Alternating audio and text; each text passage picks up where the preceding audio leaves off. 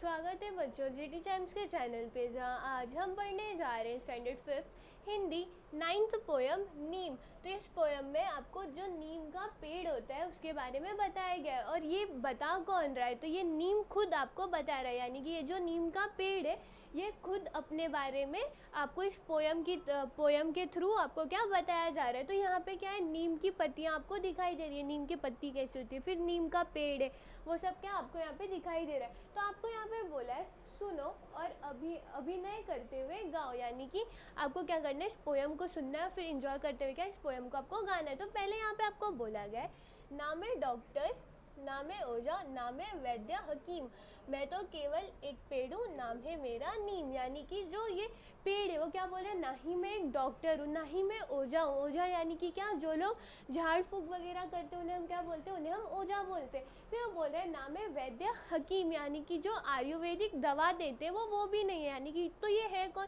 तो वो बोल रहा है मैं तो केवल एक पेड़ हूँ, मैं क्या हूँ, मैं सिर्फ एक पेड़ हूँ, और उसका नाम क्या है, उसका नाम नीम है।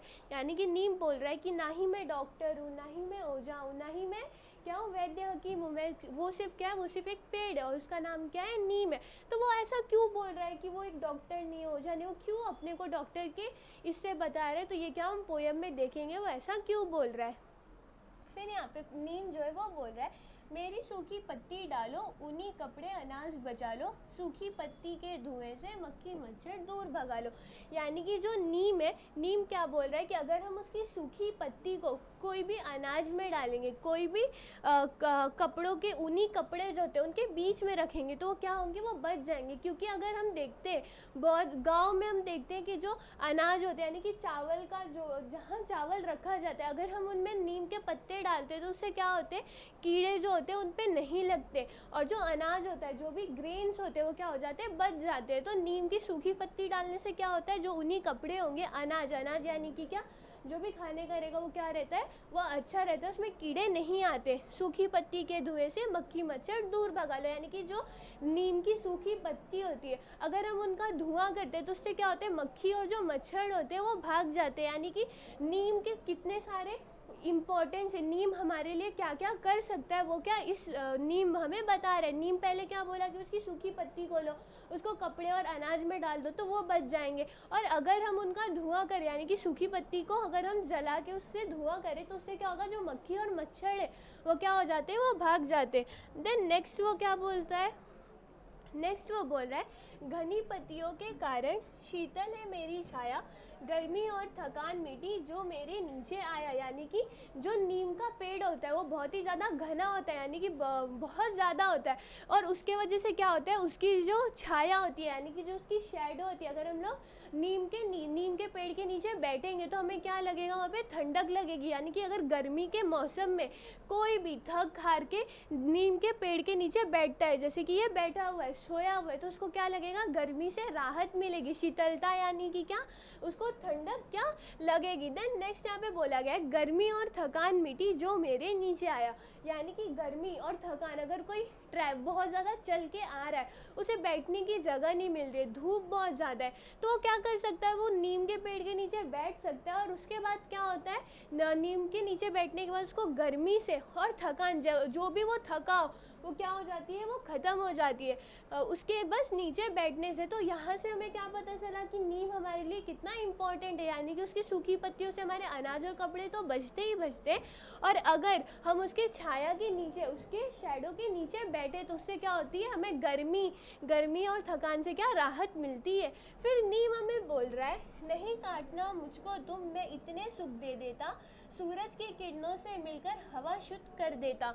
यानी कि वो बोल रहा है कि मुझे मत काटो, क्योंकि अभी के टाइम पे जो लोग होते हैं वो पेड़ों को काटते रहते, बट नीम क्या बोल रहा है कि मुझे नहीं काटो, क्योंकि वो क्या करता है, वो हमें बहुत ज़्यादा सुख देता है।